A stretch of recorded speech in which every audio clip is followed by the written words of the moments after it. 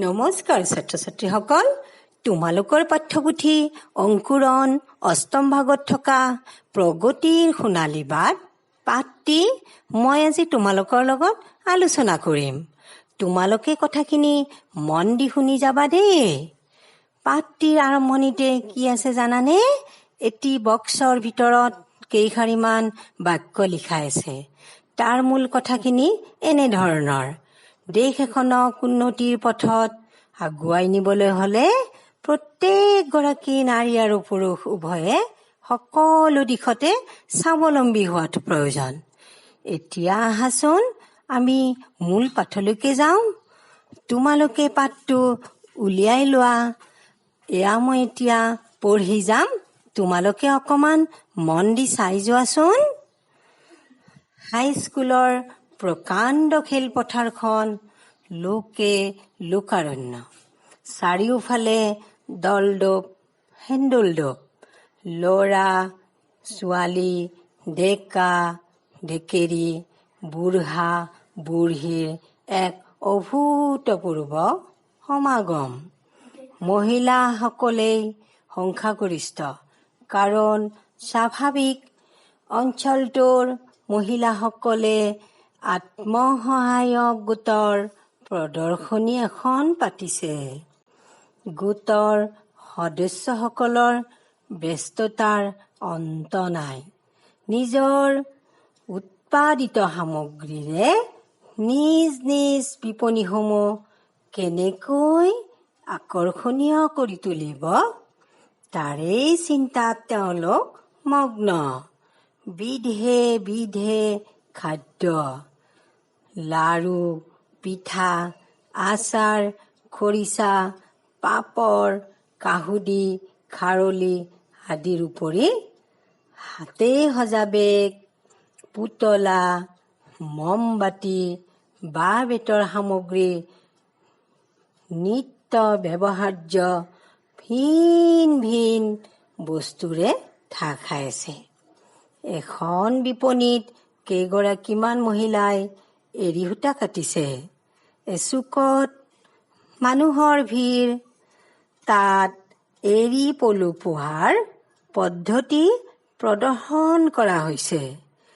লগে লগে এগৰাকী মহিলাই সেই সম্পৰ্কে ব্যাখ্যাও কৰিছে।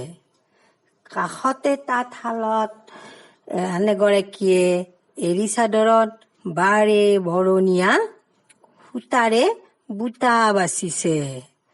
কাম কৰি থকা মহিলাসকলৰ দেহত অফুৰন্ত শক্তি, উৎফুল্লিত মুখবোৰত আত্মবিশ্বাসৰ ভাৱ। ছাত্ৰ ছাত্ৰীসকল, ইয়াত তোমালোকে কি পালা?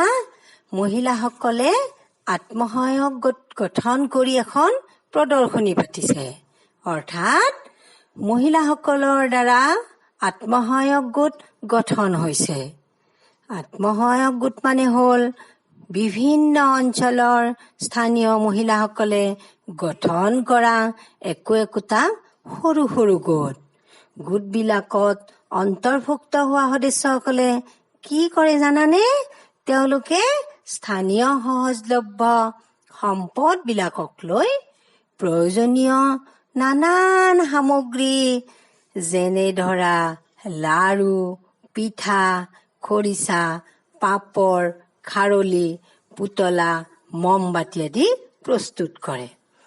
ইয়াৰ উপৰি তাঁতত বোৱা কাপোৰ, বাঁহ আৰু বেতেৰে আন আন ধৰণৰ প্ৰয়োজনীয় সামগ্ৰীও প্ৰস্তুত কৰে। সেই সামগ্ৰীসমূহ তেওঁলোকে কি কৰে জানানে? সুলভ মূল্যৰ বিনিময়ত গ্ৰাহকৰ চাহিদা পূৰ কৰে। তেনেবোৰ কাম কৰি তেওঁলোকে বহুত ভাল পায় আৰু তেওঁলোকৰ মুখত আত্মবিশ্বাসৰ ভাৱো জাগি উঠে। তাৰ পিছত মহিলাসকলে কি কৰে জানানে? সেই সামগ্ৰীসমূহ বিক্ৰী কৰি ধন উপাৰ্জন কৰে। উপাৰ্জনৰ ৰাহি হোৱা ধনখিনি সাপ্তাহিক বা পষেকীয়া বা মাহেকীয়া কিস্তিত জমা কৰি এটা সমূহীয়া পুঁজি গঠন কৰে। প্ৰয়োজন অনুসৰি অভাৱী সদস্যলৈ সেই সমূহীয়া পুঁজিৰ পৰা ঋণো দিয়ে। এই ঋণৰ পৰা গোটটোৱে এটা নিৰ্দিষ্ট হাৰত সুত লয়। এনে আত্মসহায়ক গোটৰ মূল উদ্দেশ্যই হৈছে নিয়মীয়াকৈ সঞ্চয় কৰা, সঞ্চয় পুঁজিৰ পৰা ঋণ দিয়া আৰু পৰৱৰ্তী পৰ্যায়ত বেংকৰ লগত যোগাযোগ স্থাপন কৰা। এনেকুৱা আত্মসহায়ক গোট গঠন হোৱাৰ ফলত দুখীয়া পৰিয়ালৰ কিছু সংখ্যক মহিলাও আৰ্থিক দিশত টনকিয়াল হৈ স্বাৱলম্বনৰ পথত আগবাঢ়ি যাব পাৰিছে। ছাত্ৰ ছাত্ৰীসকল, তোমালোকে আজি এই আলোচনাখিনিৰ পৰা আত্মসহায়ক গোট সম্বন্ধে কিছু কথা জানিব পাৰিলা।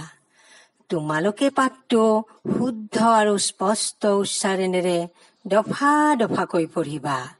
লগতে পাঠটো পঢ়োতে নুবুজা কঠিন শব্দৰ অৰ্থসমূহ শব্দ ভাণ্ডাৰ বা অভিধান চাই জানি ল'বা। আৰু কি কৰিবা, পাঠটোত পোৱা কথাখিনি থুলমূলকৈ লিখি তোমালোকৰ ছাৰ বাইদেউক দেখুৱাবা। পাঠত থকা ক্ৰিয়াকলাপখিনিও কৰিবলৈ নাপাহৰিবা দেই। মৰমৰ ছাত্ৰ ছাত্ৰীসকল, তোমালোকে জনা, শুনা বা দেখা বা তোমালোকৰ অঞ্চলৰ বাঁহ বেত বা কাঁহ পিতল বা অন্য যিকোনো কামত পাৰদৰ্শিতা দেখুওৱা ব্যক্তি এগৰাকীৰ বিষয়ে ৪-৫ শাৰী বাক্য লিখিবা। তোমালোক ভালেই কুশলে থাকিবা দেই। আজিলৈ আহিছো। ধন্যবাদ।